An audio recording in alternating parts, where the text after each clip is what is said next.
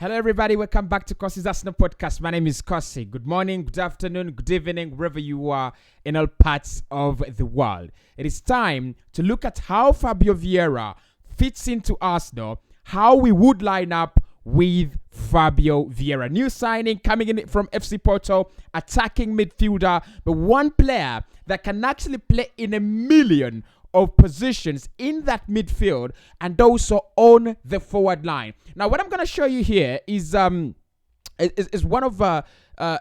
graphic of how he's been lining up at FC Porto. Now, the good thing with FC Porto is at times they've been lining up in a 4-4-2 formation, and at times they've been lining up in a 4-3-3 formation. We're going to try to explore that and then try to find how this guy could line up at Arsenal Football Club. So hit the like button for me, subscribe to the podcast, and also get your likes in. Your comments as well are very, very needed. The question here for you lads is, would you love to see him play where Xhaka plays in that, in that left pocket just ahead of Thomas Partey, or would you love him to play where Odegaard plays as the number 10? Would you love him to be, to be just your number 10, your ordinary number 10, just to create chances? Or do you love him, or would you prefer him just as, like I said, as a left central attacking midfielder in that pocket of space on the left of the midfield ahead of Thomas Partey? Let me know in the comments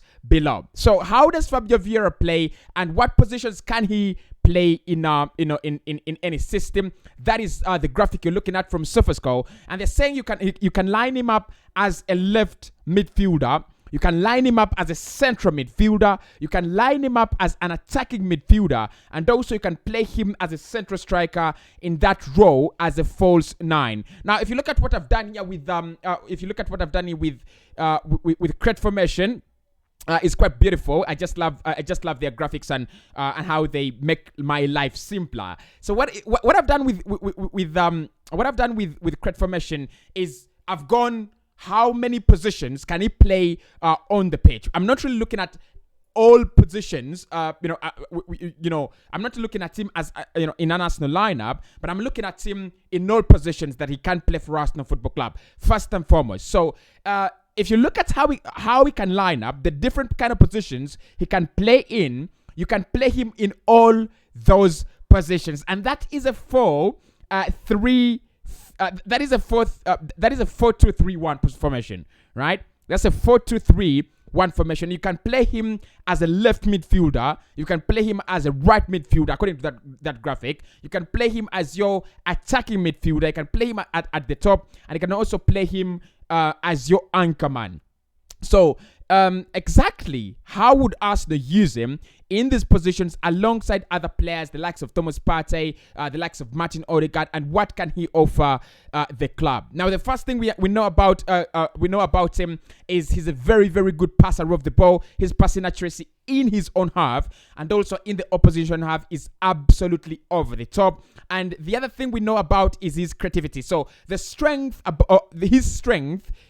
the pitch are creativity and and passing the ball, right? Literally, those are his two unique abilities. That is what he brings to the side. That is the extra limit. That is the extra element he brings to Arsenal Football Club, right? So what we've done here is what we always do. You come to the tactical board and look at how Arsenal can set up, with him. So this is us playing in a 4-3-3 formation where you have Martin Odegaard and Vieira slightly ahead of Thomas Partey. And I think, in my opinion, I don't know how many people think like me, but in my opinion, the arrival of players like Patrick, the arrival of Fabio Vieira, the arrival of Yuri Tillemans, the arrival of Gabriel Jesus means that Mikel Arteta is trying to finally get that, get those minerals to play a 4-3-3 formation. He wants to play that 4-3-3 because he's been under Pep Guardiola. They've learned it.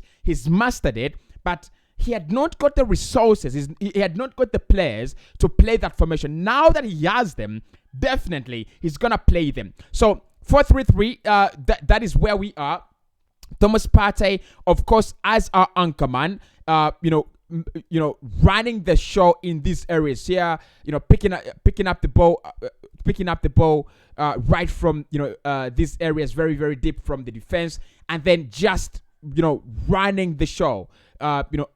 In these areas. Now, what that does, of course, Gabriel Jesus goes a little bit up front, Martinelli as well, and Saka as well. So you're having this space, not this one.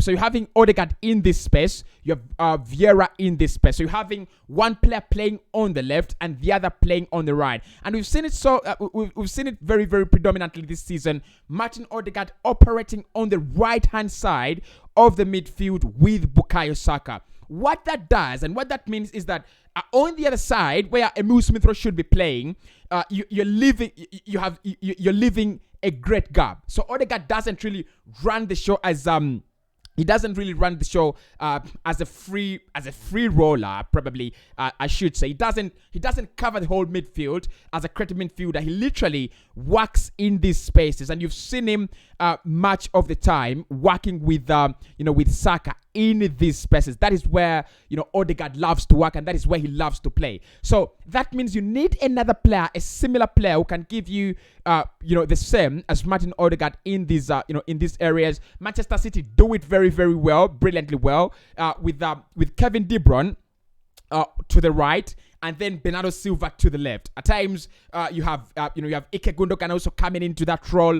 At times, you have Phil Foden coming into that role as well. So you play with two creative midfielders. Literally, you play with two number 10s. They're half 8s, and they're also half 10s. So they're not really committed as number 10s. Like, they're not concerned with the build up and everything. They're concerned. They're number 8s, but who bring in a lot of creativity. And that's what Mikel is trying to build. He's trying to build two midfielders, a midfield of two creative midfielders that can come back, pick up the ball, but then equally and essentially affect the final part of the game. That is what Fabio Vieira and Odegaard will be doing in our lineup. Of course, Thomas Partey provides the cover for the defense, and also provides the cover for Vieira, for Fabio Vieira, and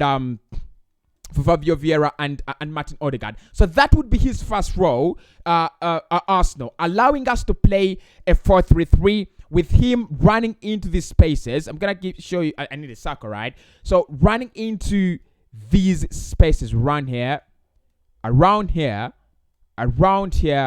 and also around here. We've seen this with a lot of the time with either Phil Foden playing in that role or Bernardo Silva, literally operating on the left, right? Providing huge numbers of creativity right from the left side. And of course, if you have Vieira in these pockets, so in these pockets of space. So for example, if he's here, then you expect Kieran Tierney to move high up the pitch around here, and then Martinelli in this side. So you're going to have a player on the left, allowing Martinelli and Kieran Tierney, first and foremost, dominance to have that, to have those superiorities, and also to have those. You could call them numerical superiorities, but the word that I'm looking for is overloads. That is the word. So it has been easy for Arsenal to create overloads on the right-hand side because Odegaard and Saka have been absolutely brilliant.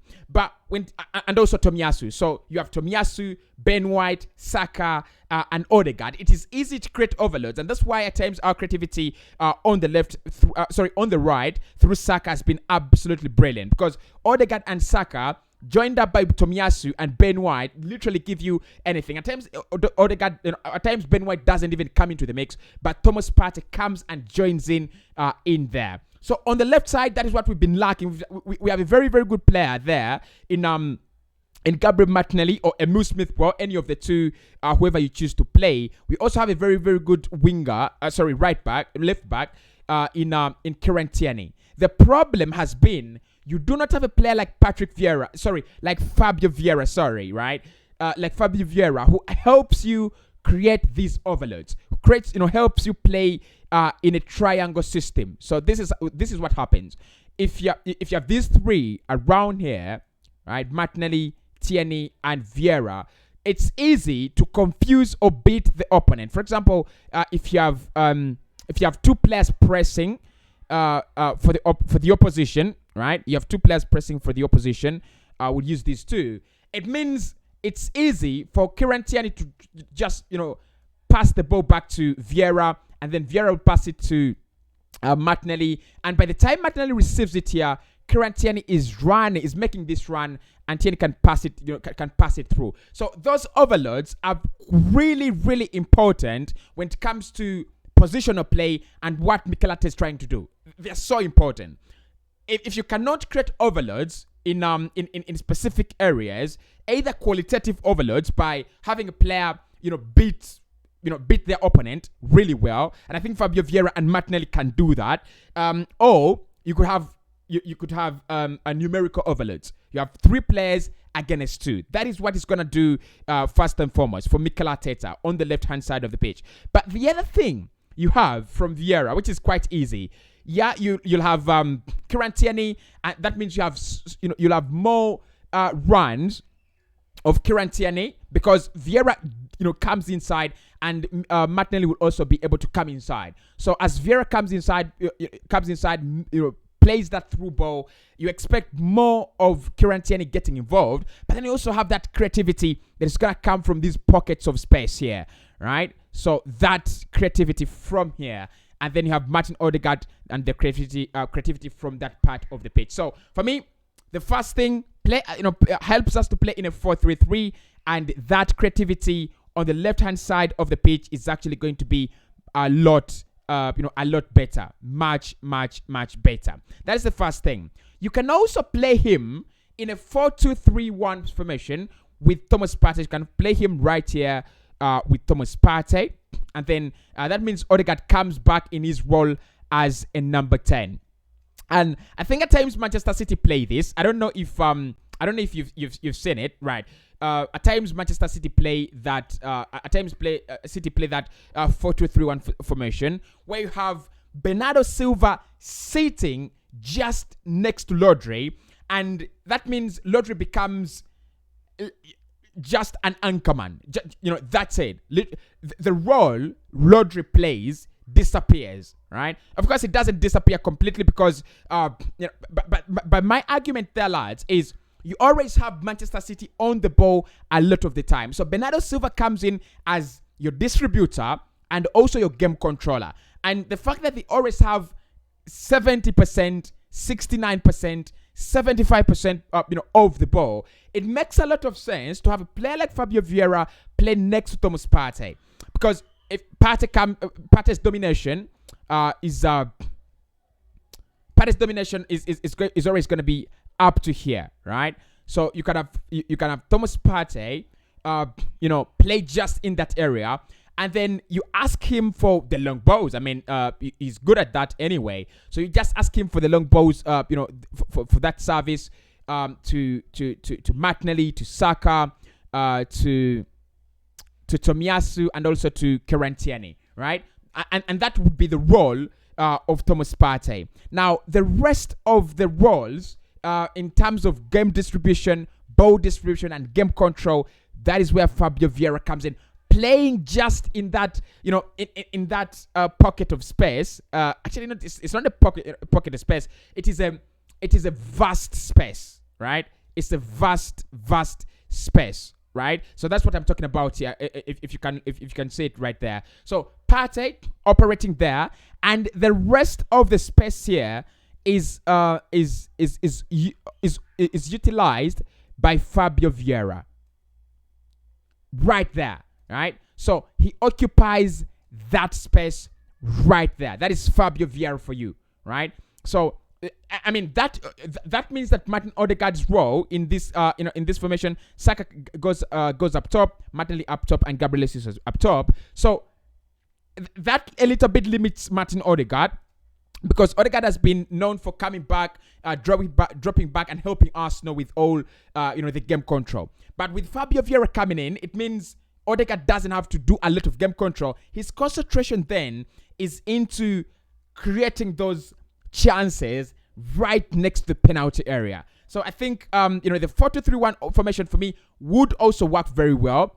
It helps Partey, first and foremost. It helps Partey not to cover all this distance alone, right? He just it makes Partey's work a little bit specific up to there, and then Fabio Vieira's work starts.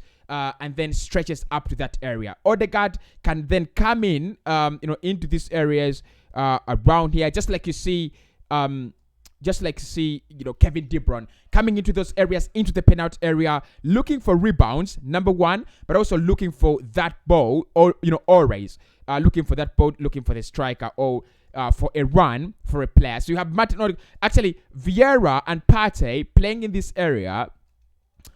Allows Martin Odegaard to get into the box a little bit better, a little bit more of the box. And that is what Arsenal fans have been asking for.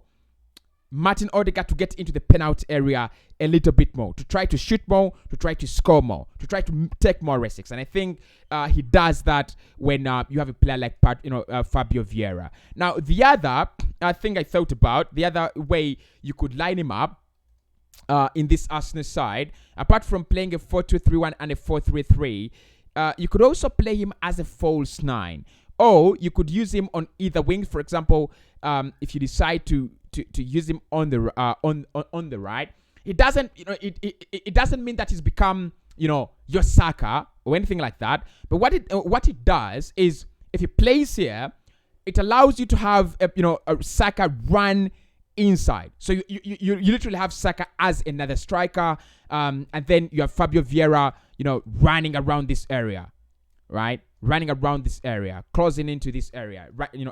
Around there. You can also play him on the left, but I think it would be better, because he's left-footed. It's better to play him on the right if you decided to play him as a winger, and then you play him as an inverted one. So Fabio Vieira, I think. There's so many ways. There's so many ways Arsenal can use him. There's so many ways Mikel Arteta can use him. It will depend on what the manager really wants to do with him. But I think it really fits into what Mikel Arteta is trying to do.